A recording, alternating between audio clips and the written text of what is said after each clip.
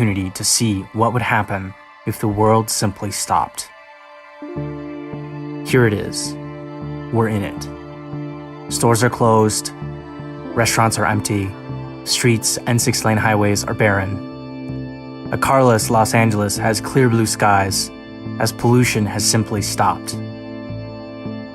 In a quiet New York, you can hear the birds chirp in the middle of Madison Avenue. Coyotes have been spotted on the Golden Gate Bridge. And because it is rarer than rare, it has brought to light all of the beautiful and painful truths of how we live. And that feels really weird, because it has never happened before. If we want to create a better world for our kids, we have to pay attention to how we feel right now.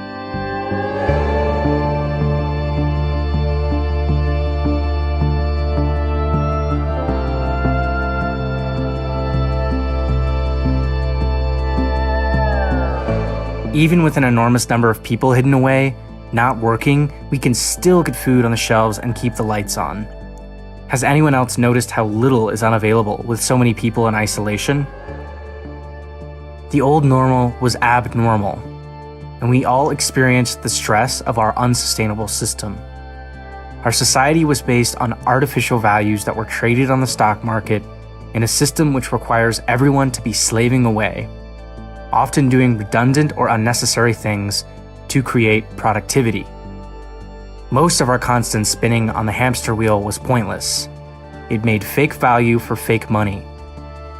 This is an appropriate time for sacred anger, which can activate us to say, no more.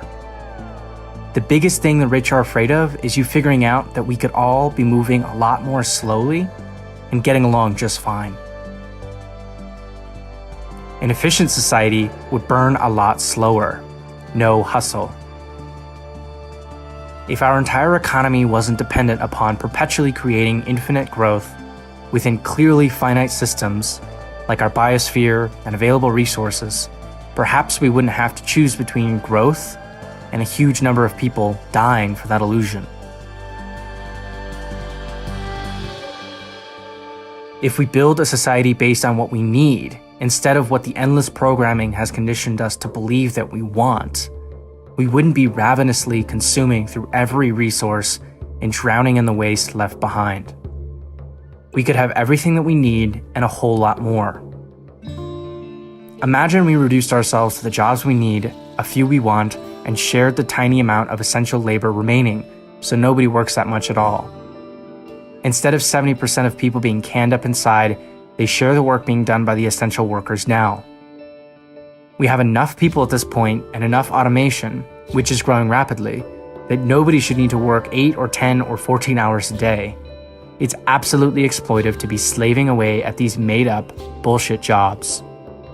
We could see a world where a 15 to 20 hour week is standard and everybody has their needs met guaranteed. The illusion has been broken. So now, we call upon you to take the great pause as an opportunity to reflect and reconsider. Find value in yourself outside of your job and take back your time. Be rebelliously unproductive. Don't listen to the advocates of the abnormal normal when they call you back to the endless toil of business as usual. There is no usual anymore.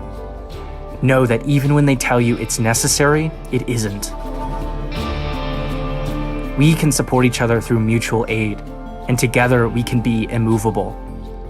Instead of fear and worry, let's see this opportunity as a blessing in disguise, which can and will bring about a whole new level of freedom most of us have never experienced. This moment is a driver of the shift towards a better world for all. This is a revolution in lifestyle. A cultural paradigm shift.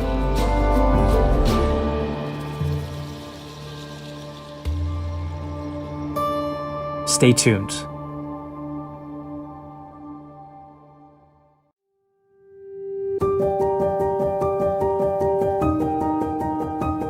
ESI's role in education is to bring together disciplines across the Institute, and the Environment and Sustainability minor was created with that thought in mind. Not to turn them into environmental scientists or to shift them into an alternative career, but really to serve their interests in their major, in their career, with an environmental literacy so that they can be most effective when they go out and graduate from MIT and they can actually contribute to solutions for the environment.